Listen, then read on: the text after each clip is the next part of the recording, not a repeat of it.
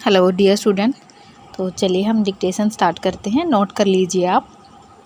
माननीय मंत्री जी, पंचवर्षीय योजनाएं, सरकार द्वारा निर्मित वस्तुओं की अपेक्षित मांग पैदा करने में विफल रही हैं और केंद्रीय सरकार सार्वजनिक क्षेत्र के कारखानों को स्पष्ट लक्ष्य प्रदान करने में असफल रही हैं। पूर्णविराम। ठीक के 1948 के औद्योगिक नीति प्रस्ताव से लेकर मैं सरकारी कारखानों के इतिहास का अध्ययन कर रहा हूँ। पूर्णविराम। पर बावजूद इसके मुझे इस बात का पता नहीं लग सका है कि सरकारी कारखानों का उद्देश्य क्या है, वे क्या चाहते हैं। प्रश्नवाचक। अमेरिका, ब्रिटेन, फ्रांस में भी सरकारी उद्योग चल रहे हैं। पूर्णविराम।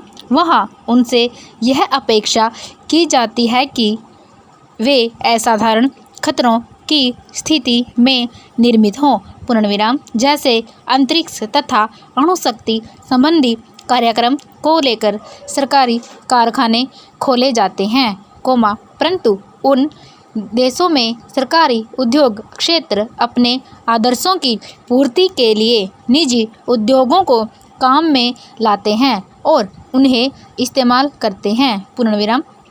कुछ लोग कहते हैं कि सरकारी उद्योगों का उद्देश्य समाजवादी समाज का निर्माण करना है और राष्ट्रीय उद्योगों में आदर्शों की ऊंची गद्दी पर बैठकर वार्षिक प्रगति लाना है। पूर्णविराम।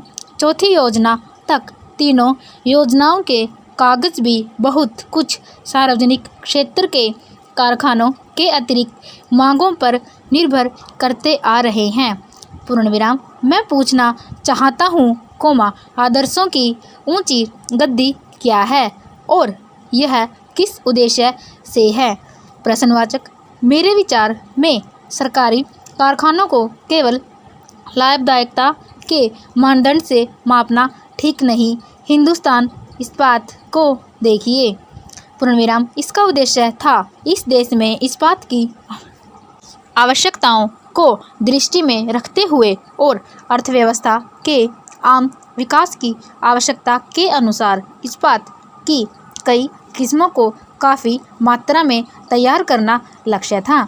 पूर्णविराम। यदि केवल लाभ के लिए यह कारखाना खोला गया होता तो इसकी शकल सूरत कुछ और ही होती। पूर्णविराम। सरकारी क्षेत्र के कारखानों की सफलता के लिए दो स्पष्ट व महत्वपूर्ण उद्देश्य हैं और जो लोग उनमें काम करते हैं उनमें उचित मनोबल नितांत आवश्यक है। पूर्णविराम। हिंदुस्तान इस्पात को केवल लाभदायकता के मानदंड से जांचना इसके उद्देश्य को नज़रअंदाज करना है।